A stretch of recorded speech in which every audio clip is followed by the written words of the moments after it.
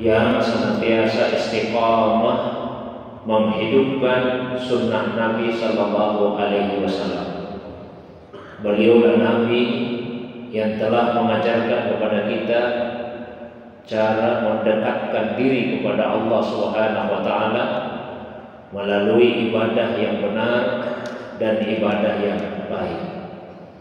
Jamaah subuh yang semoga dirahmati, dimuliakan oleh Allah Subhanahu wa taala. Hari ini tanggal 5 Juli tahun 2022 bertepatan dengan tanggal 5 Zulhijjah tahun 1443 Hijriah kalau mengikuti penetapan dari Kementerian Agama Republik Indonesia. Dan hari ini tanggal 6 Zulhijjah kalau kita mengikuti ketetapan dari pemerintah Arab Saudi dan juga sebagaimana keputusan dari diantaranya dari organisasi Muhammadiyah. Tentu ini kemudian menimbulkan pertanyaan, mengapa terjadi perbedaan penetapan awal Zulhijjah tersebut yang nanti konsekuensinya tentu saja kepada perbedaan penetapan hari raya Idul Adha. Karena sebetulnya perbedaan penetapan hari raya Idul Adha itu awalnya adalah dari perbedaan penetapan awal bulan. Karena hari raya Idul Adha jatuh pada tanggal 10 Zulhijjah.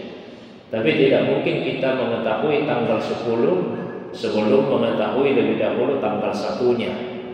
Nah, bagaimana cara menetapkan tanggal 1 itulah yang ulama kita berbeda pendapat. Nanti kemudian akan ada konsekuensi lanjutannya. Kalau misalnya kita mengikuti ketetapan dari pemerintah yang memutuskan bahwa hari raya Idul Adha itu jatuh pada hari Ahad tanggal 10 Juli, maka pelaksanaan puasa Arafah akan dilaksanakan pada hari apa? Apakah akan dilaksanakan pada hari Jumat sesuai dengan hari pelaksanaan wukuf di Arafah, atau akan dilaksanakan pada hari Sabtu? Karena hari Sabtu itulah tanggal 9 Zulhijjah apabila kita mengikuti hari Ahad itu sebagai tanggal 10 Zulhijjah. Itu diantara pertanyaan-pertanyaan yang muncul di masyarakat. Nah, karena itu insya Allah sama-sama kita akan mendiskusikan permasalahan tersebut. Namun sebagai pengantar saya sampaikan beberapa hal apa yang menjadi latar belakang perbedaan ulama kita itu. Jamaah subuh yang dirahmati dimuliakan oleh Allah Subhanahu wa taala. Jadi sekali lagi sesungguhnya perbedaan itu cikal bakalnya, latar belakangnya itu adalah dalam persoalan bagaimana menetapkan awal bulan. Bagaimana menetapkan awal bulan? Bukan hanya bulan Zulhijjah, tapi juga bulan-bulan yang lain. Terutama misalnya bulan Ramadan, bulan Syawal, dan bulan Zulhijjah itu. Karena inilah yang paling berkaitan erat dengan pelaksanaan ibadah-ibadah yang pokok di dalam agama kita. Nah, secara umum sebetulnya ada banyak variasi pendapat ulama kita. Ya, ada banyak variasi pendapat ulama. Tapi saya jelaskan 3 saja variasi itu. Nanti bisa kita kembangkan lebih jauh. Pendapat yang pertama mengatakan bahwa semua awal bulan Qamariyah, semua awal bulan Qamariyah, Muharram, Safar, Rabiul Awal, termasuk Ramadan, Syawal dan Zulhijjah, itu ditetapkan berdasarkan ru'yah yang mengacu kepada ittihadul matali. Ru'yah artinya pengamatan hilal secara langsung, dan matla'nya atau tempat munculnya bulan itu hanya satu saja. Dalam arti di belahan bumi manapun di dunia ini ada yang berhasil meruqyah, ada yang berhasil mengamati hilal, maka itu artinya berlaku untuk seluruh dunia. Jadi di Arab Saudi misalnya bisa meru'yah, bisa mengamati hilal pada hari terakhir dari setiap bulan Qamariyah, maka itu artinya sudah berpindah ke bulan yang berikutnya. Maka itu mestinya berlaku untuk negara-negara yang lain, termasuk di Indonesia, negara-negara di Amerika, negara-negara di Eropa, dan di negara manapun yang ada di belahan bumi. Ini yang disebut dengan ru'yah yang sifatnya alamiah, ru'yah yang sifatnya internasional. Nah, apa yang dijadikan dalil, yang dijadikan dasar oleh ulama kita yang berpegang kepada pendapat itu? Dasarnya adalah keumuman hadis Nabi Sallallahu Alaihi Wasallam. Nabi Sallallahu Alaihi Wasallam bersabda, "Asyhru tis'un wa isruna yauman." Bulan itu jumlah harinya 29. Artinya lamanya bulan mengelilingi bumi itu 29 hari. Tidak pernah kurang dari 29 hari. Tapi tidak juga persis 29. 29 hari lebih beberapa jam. Karena ada lebihnya itulah yang terkadang jumlah hari dalam satu bulan hanya 29, tapi bisa juga dicukupkan atau digenapkan menjadi 30 hari. Sehingga apabila sudah cukup 29 hari, maka akan dilakukanlah ru'yah untuk menentukan apakah hari berikutnya itu sudah pindah ke bulan yang lain atau masih tetap pada bulan itu. Jadi dasarnya adalah keumuman hadis. Nabi SAW dalam hadis tadi menyampaikan jumlah hari dalam satu bulan itu 29 hari. Fala tasumu hatta tarau al-hilal wala tuftiru hatta tarauhu. Maka janganlah kalian memulai puasa sebagai tanda masuknya awal Ramadan sampai kalian melihat bulan, dan janganlah kalian mengakhiri puasa sebagai tanda berakhirnya bulan sampai kalian melihat bulan. Jadi meskipun ini hadis dalam konteks menentukan awal dan akhir Ramadan, tapi itu diberlakukan umum kepada semua bulan-bulan yang lainnya. Nah, mukhatabnya di dalam hadis tadi Nabi sampaikan, janganlah kalian. Siapa itu kalian? Semua orang Islam. Jadi berlaku bagi semua orang Islam. Janganlah kalian wahai orang Islam dimanapun kalian berada dan kapanpun kalian hidup, memulai awal Ramadan sampai kalian bisa melihat hilal yang menandakan bahwa bulan Sya'ban sudah berakhir dan masuk bulan Ramadan. Dan jangan pula kalian mengakhiri puasa Ramadan sampai kalian melihat hilal sebagai tanda Ramadan itu berakhir dan sudah masuk bulan Syawal. Begitu juga lah dengan bulan Zulhijjah. Artinya apa? Belum masuk bulan Zulhijjah sampai kalian bisa melihat hilal di hari terakhir bulan Zulqa'dah. Itu pemahaman umum di kalangan ulama kita. Ini pendapat yang pertama dan dalilnya.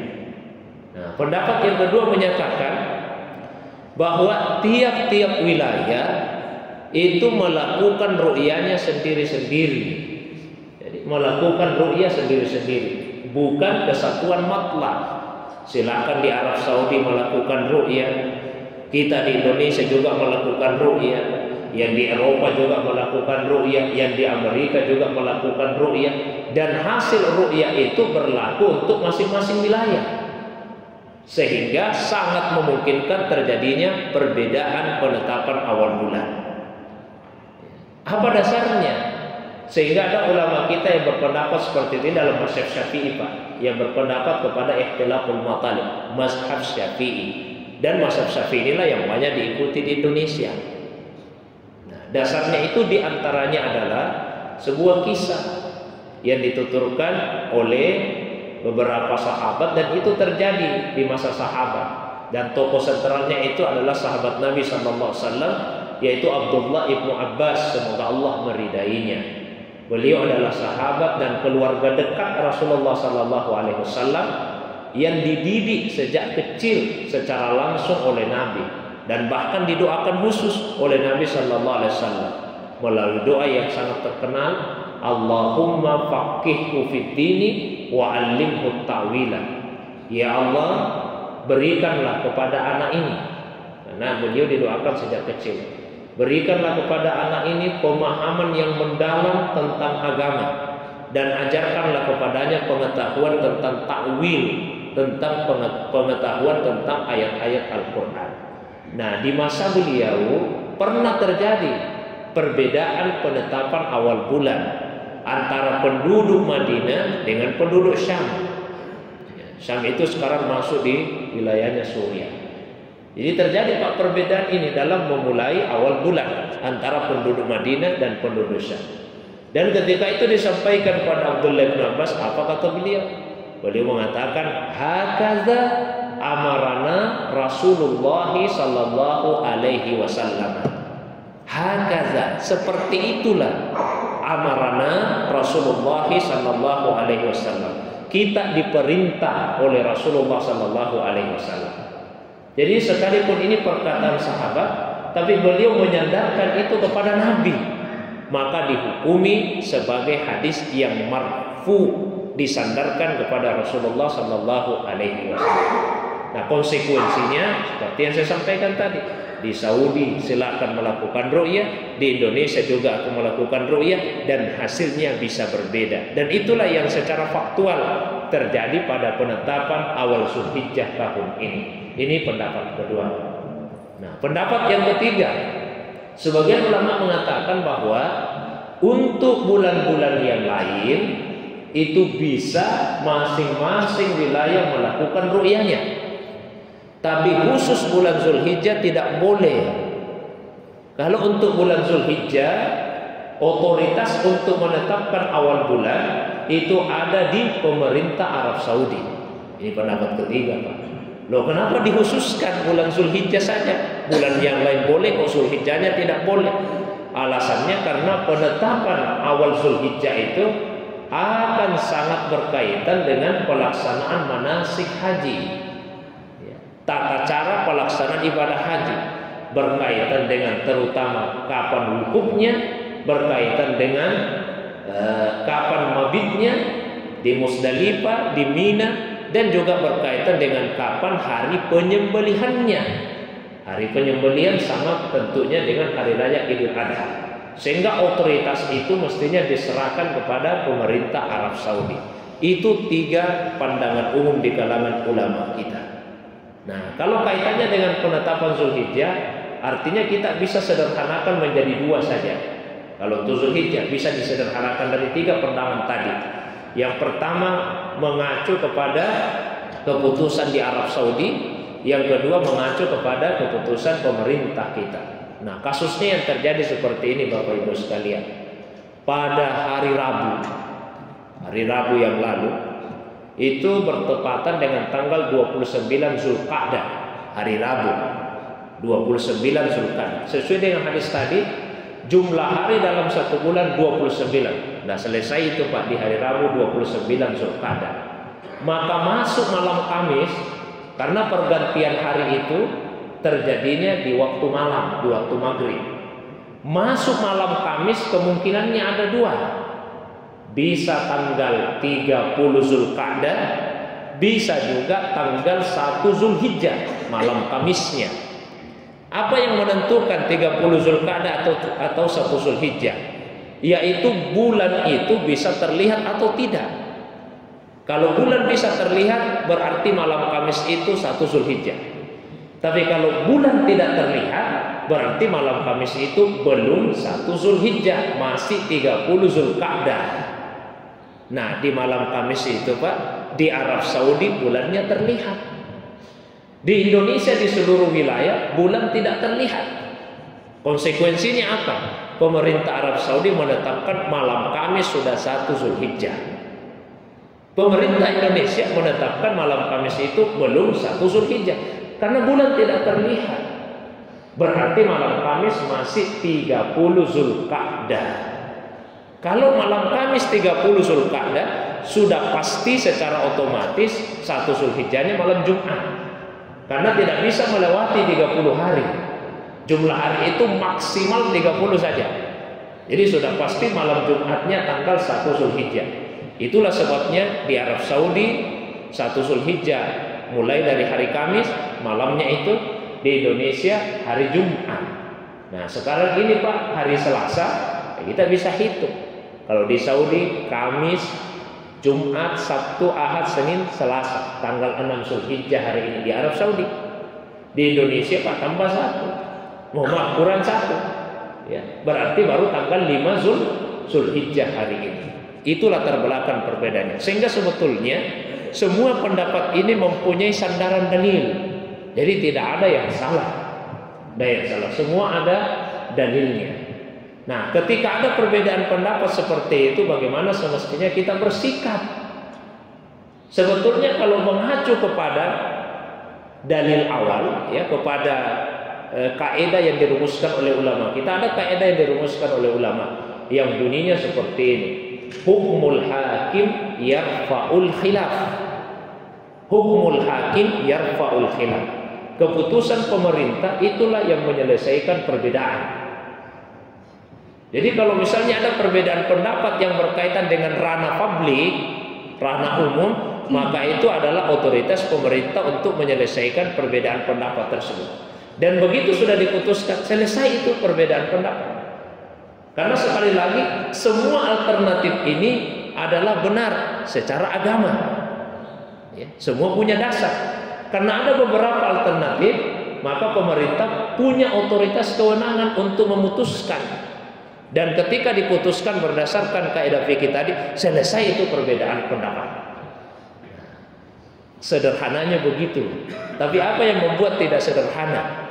Yang membuat tidak sederhana karena sebagian orang kemudian mempertanyakan, apakah misalnya pemerintah sekarang ini masuk dalam kategori pemerintah yang dimaksud dalam kaidah tadi, yang keputusannya itu menyelesaikan perbedaan pendapat. Kalau yang mengatakan masuk, ya selesai urusan Pak. Tapi bagi yang mengatakan oh tidak, wah itu tidak selesai lagi urusannya. Ya, karena mengatakan tidak masuk dalam kategori itu. Yang tidak memasukkan kan tentu macam-macam alasannya. Ada yang berangkat dari mohon maaf, ada yang berangkat katakanlah dari mungkin Pak katakanlah ketidakpercayaan sepenuhnya. Ya, kalau tidak percaya sepenuhnya kan susah. Punya dalil sekalipun kalau tidak percaya sepenuhnya pasti kita ragu. Siapa yang percaya? Ya pasti ada, atau mungkin ada alasan lain kenapa sampai diputuskan seperti itu. Itu masalah ketidakpercayaan. Saya tidak ke sana. Ya, saya hanya menyampaikan ini berdasarkan dalil-dalil argumen yang disampaikan oleh para ulama kita. Kalau masalah percaya tidak percaya itu urusan hati. Nah, ini urusan hati.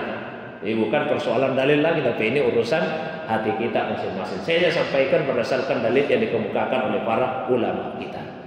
Nah, sekarang konsekuensi lanjutannya, ya, konsekuensi lanjutannya. Taruhlah misalnya kita mengikuti pandangan bahwa ya sudah keputusan pemerintah menyelesaikan perbedaan. Berarti hari rayanya jatuh pada hari Ahad 10 Juli. Pertanyaan lanjutannya, kapan puasa Arafah itu akan dilakukan? Di hari Jumat atau di hari Sabtu? Untuk menjawab pertanyaan itu, kita perlu mengetahui bahwa ulama kita punya dua pandangan mengenai puasa Arafah itu. Jadi sebetulnya penentuan kapan puasa Arafahnya itu dikembalikan dulu kepada apa itu puasa Arafah.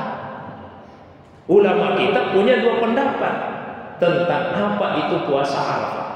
Pendapat pertama mengatakan bahwa puasa Arafah adalah puasa yang dilaksanakan pada hari ketika jamaah haji melaksanakan wukuf di Arafah. Itu pendapat pertama. Alasannya apa? Ya puasa ini namanya puasa Arafah. Diidafatkan, disandarkan kepada Arafah. Dan Arafah itu diantaranya identik dengan pelaksanaan wukuf di Arafah. Oh, berarti dengan demikian puasa Arafah itu adalah puasa yang dilaksanakan bertepatan dengan hari ketika jamaah haji wukuf di Arafah.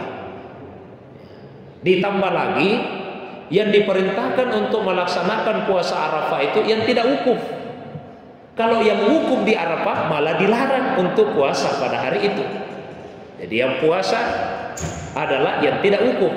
Kalau Anda wukuf jangan puasa. Kalau Anda tidak wukuf disunnahkan untuk berpuasa. Itu pandangan pertama, Pak. Konsekuensinya apa? Konsekuensinya berarti kalau puasa Arafah itu adalah puasa yang dilaksanakan pada hari bertepatan wukufnya jamaah haji di Arafah, berarti puasa Arafahnya pada hari Jumat. Itu pandangan pertama. Nah, pandangan kedua ulama kita, puasa Arafah itu tidak berkaitan langsung dengan wukufnya jamaah haji di Arafah. Puasa Arafah itu adalah puasa yang dilaksanakan pada tanggal 9 Zulhijjah. Jadi puasa Arafah adalah puasa yang dilaksanakan pada tanggal 9 Zulhijjah. Tadi kalau misalnya dikatakan ya namanya puasa Arafah, Arafah itu berarti ketika jamaah haji wukuf di Arafah. Itu hanya satu pandangan tentang alasan kenapa dia disebut puasa Arafah. Banyak pandangan lain ulama kita. Di antaranya ada ulama yang mengatakan, mengapa tanggal 9 Zulhijjah disebut dengan Arafah? Karena pada hari itulah Nabi Ibrahim alaihissalam misalnya mengetahui secara pasti bahwasanya perintah untuk menyembelih anaknya itu datang dari Allah Subhanahu wa taala. Kalau satu hari sebelumnya kan hari Tarwiyah, hari ketika masih ditimbang-timbang, masih dipikir-pikir. 9 Zulhijjahnya itu Arafah, beliau sudah mengetahui. Bahkan ada yang mengembalikan kepada kisahnya Nabi Adam alaihissalam. Arafahnya intinya adalah Arafah itu tidak berkaitan dengan wukuf, tapi kaitannya dengan tanggal 9 Zulhijjah.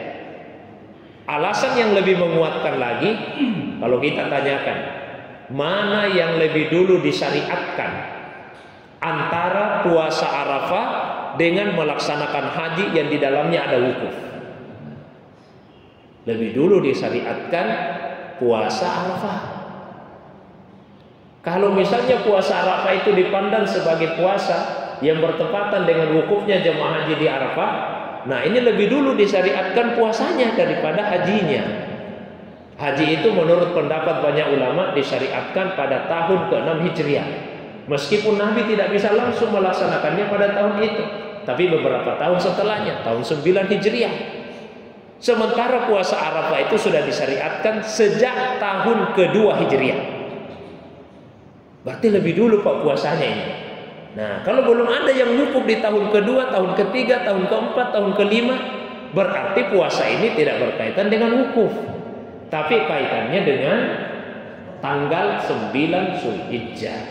Maka puasa Arafah adalah puasa yang dilaksanakan pada tanggal 9 Zulhijjah. Tanggal 9 Zulhijjah, tanggal 9 Zulhijjahnya siapa? Tanggal 9 Zulhijjahnya orang yang puasa di mana dia berada. Kalau kita melaksanakan puasa ini di Indonesia, berarti kita akan berpuasa tanggal 9 Zulhijjah di Indonesia. Kapan Pak tanggal 9 Zulhijjah di Indonesia? Hari Sabtu. Oh, berarti puasanya hari Sabtu. Tapi kalau kita pergi ke Saudi, maka puasa Arafah itu dilaksanakan pada tanggal 9 Zulhijjah di Saudi. Kapan itu? Hari Jumat. Jadi kalau ada yang berpuasa Arafah di hari Jumat, itu boleh dengan mengacu kepada pendapat ulama yang mengatakan bahwa puasa Arafah itu adalah puasa yang bertepatan jamaah haji wukuf di Arafah. Kalau ada yang berpuasa di hari Sabtu, itu boleh mengacu kepada pendapat ulama bahwa puasa Arafah itu adalah puasa pada tanggal 9 Zulhijjah, dan di Indonesia 9 Zulhijjahnya hari Sabtu. Jadi ketika ada yang bertanya, ya, kapan saya puasa Arafah ini? Silakan Anda memahami puasa Arafah itu apa. Kalau memahaminya sebagai puasa bertepatan haji wukuf, puasalah hari Jumat. Kalau memahaminya bahwa puasa Arafah itu puasa tanggal 9 Zulhijjah, puasalah di hari Sabtu. Ya, puasa di hari Sabtu. Cuma biasanya kalau saya jelaskan seperti ini, ada pertanyaan lanjutannya. Apa itu? Kalau menurut kita Ustaz, saya kan sudah sering sampaikan, tidak usah lagi menurut saya Pak. Ini pendapat ulama, ini yang saya sampaikan. Masa Bapak lebih percaya ke saya daripada pendapatnya ini ulama? Ini pendapat ulama, saya sampaikan dengan dalil yang mereka jadikan pegangan. Silahkan Bapak memilih, jangan lagi menurut saya. Kalau misalnya ada pendapat ulama Anda menurut saya, Bapak mau pilih yang mana? Masa yang menurut saya? Ikuti pendapat ulama tersebut. Tapi biasa kalau di pasar saya sampaikan begini, kalau Bapak puasa di hari Jumat, karena mengikuti pendapat ulama yang mengatakan bahwa puasa Arafah itu adalah puasa bertepatan dengan haji wukuf di Arafah, laqad asabta sunnah, berarti Bapak sudah melakukan sesuai sunnah. Kalau Bapak puasa di hari Sabtu karena mengikuti pendapat ulama yang mengatakan bahwa puasa Arafah itu adalah puasa pada tanggal 9 Zulhijjah, Bapak juga mengikuti sunnah. Dan kalau Bapak puasa di hari Jumat, puasa juga di hari Sabtu, insya Allah lakal ajru marratain, Bapak akan dapat pahala 2 kali lipat. Ini puasa saja di hari Jumat, puasa di hari Sabtu, cukupkanlah 3 hari. Puasa Kamis, Jumat, Sabtu, tidak ada masalah. Tapi saya ingin menjawab dulu, mohon maaf. Kan biasa ada yang bertanya, wah, masa orang puasa hari Sabtu? Nah, orang sudah lebaran. Yang lebaran di mana? Di Arab Saudi. Jangan kita takut-takuti orang. Berdosa itu puasa di hari Sabtu. Ini menakut-nakuti orang. Masa berdosa? Ya. Mereka berpuasa dengan dasar pandangan ulama kita. Nah, mungkin berdosa. Jadi silakan kalau ada yang mau puasa di hari Sabtu. Ya, puasa hari Jumat juga silakan. Kalau bisa kita puasa 3 hari. Itu kira-kira gambaran umumnya. Nah, satu tambahan Pak ini ya. Saya tadi sebut sebetulnya kan versi umumnya 3, tapi ada pengembangan-pengembangannya. Mungkin ada yang bertanya, tapi Ustaz, Muhammadiyah di Indonesia 10 Zulhijjahnya hari Sabtu. Nah, kenapa bisa? Nah, sama-sama di Indonesia. Ya, jawabannya karena Muhammadiyah menetapkan awal bulan itu termasuk awal bulan Zulhijjah tidak berdasarkan ru'yah, tapi berdasarkan hisab, berdasarkan perhitungan astronomi. Seandainya berdasarkan ru'yah, maka tentu ketetapannya pada malam Jumat. Tapi kalau berdasarkan hisab itu perhitungan astronomi. Tidak mesti dilihat secara faktual itu bulan. Yang penting menurut perhitungan astronomi, di hari terakhir bulan Qamariyah itu, apabila pada saat matahari terbenam ternyata posisi bulan ada di atas ufuk berapapun ketinggiannya. Saya ulangi, berapapun ketinggiannya, mau 0, sekian derajat, mau 1 derajat, mau di bawah 2, di atas 2, berapapun ketinggiannya, yang jelas posisi bulan ada di atas ufuk, itu artinya sudah pindah ke bulan yang baru. Nah, di Indonesia Pak, malam Kamis itu secara perhitungan astronomi bulannya memang di atas ufuk ketika matahari terbenam. Bulan di atas ufuk secara perhitungan astronomi. Sehingga Muhammadiyah misalnya dan juga yang lainnya yang menetapkan awal bulan berdasarkan hisab perhitungan astronomi, menetapkan bahwa tanggal 1 Zulhijjah itu malam Kamis. Jadi jangan salah Pak, sekalipun keputusan pemerintah Arab Saudi dengan keputusan Muhammadiyah sama harinya, itu bukan karena metodenya yang sama. Kan sering orang mengatakan, ayo cocok ini Muhammadiyah ini karena sama dengan pemerintah Saudi. Tapi giliran berbeda, pernah kita mengatakan, salah ini kenapa berbeda? Karena bisa sama Pak, bisa beda. Metodenya beda. Metode berbeda, bisa hasilnya berbeda. Ya. Kenapa sama? Karena di Saudi melihat dan secara perhitungan memang posisi bulan di atas ufuk. Nah, kenapa tidak pakai saja perhitungan itu? Saya berikan contoh. Ini di atas meja ada tisu Pak. Ini tisunya di atas meja ini. Tapi Bapak bisa melihat tidak? Kalau mejanya agak tinggi, ini tisunya terlihat tidak? Tidak terlihat. Itu kira-kira contoh sederhananya. Jadi kalau Muhammadiyah sudah mengatakan masuk ini tanggal 1 karena sudah ada di atas. Tapi kalau yang pakai ru'yah belum, karena tidak bisa dilihat. Belum, karena tidak bisa dilihat. Nabi kan mengatakan apabila kalian melihat. Nabi tidak mengatakan apabila bulannya di atas ufuk. Yang Nabi sampaikan apabila kalian melihat. Jadi sandarannya itu kepada penglihatan, bukan pada posisi. Ada lagi yang biasa mengatakan, tapi salat kita tidak perlu melihat. Kalau untuk salat Nabi tidak katakan apabila kalian melihat, tapi yang disebut posisi-posisinya. Nabi sebut apabila matahari tergelincir. Nah, itu posisinya Pak yang disebut. Nabi tidak mengatakan apabila kalian melihat matahari tergelincir. Yang Nabi sampaikan apabila matahari tergelincir. Itu sudah masuk waktu zuhur. Nabi juga mengatakan apabila bayangan benda sama panjangnya dengan bendanya. Ini bukan penglihatan tapi posisi, Pak.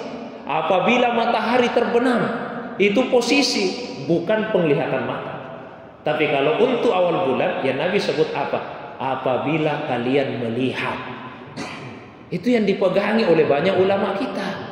Bahkan di masa sahabat, di masa tabi'in, itu semuanya berpegang kepada penglihatan mata. Bukan berarti salah, Pak, ya. Ini saya jelaskan dasar-dasarnya kenapa terjadi perbedaan pandangan tersebut. Nah, sama kira-kira, Pak. Kalau ada orang yang dia buka pintu masjid itu, Pak, terus masuk kepalanya, oh ada pengajian. Setelah itu dia pergi. Itu kira-kira dihitung hadir atau tidak, Pak? Ada yang mengatakan hadir itu karena dia buka pintu masuk kepalanya. Ada yang mengatakan oh tidak hadir, tidak masuk duduk. Nah, itu kan sudah berbeda. Kira-kira itu contoh sederhananya. Yang jauh lebih penting bagi kita adalah karena perbedaan-perbedaan ini semua ada dasarnya, bukan hanya berdasarkan dugaan-dugaan, apalagi berdasarkan hawa nafsu, maka secara agama tidak ada yang salah. Karena tidak ada yang salah, kita jangan menyalahkan. Silakan kita laksanakan yang hati kita itu cenderung ke sana. Tapi saya ingin tambahkan satu hal. Kadang-kadang pendapat yang kuat itu kita kesampingkan.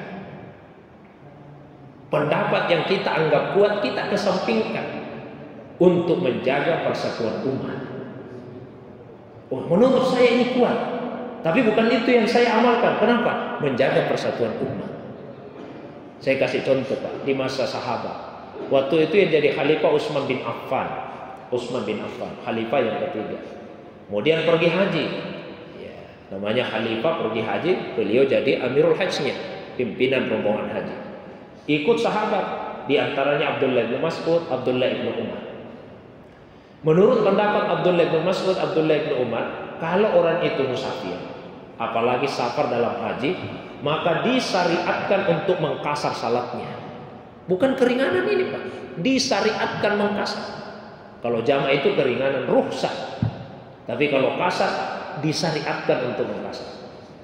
Nah, ketika salat, Utsman bin Affan tidak mengkasar salatnya. Beliau tetap salat 4 rakaat. Beliau salat 4. Padahal menurut makmumnya ini paling tidak Ibnu Umar, Ibnu Mas'ud mestinya dikasar. Tapi apakah kemudian keduanya menyelisihi Utsman bin Affan? Tidak.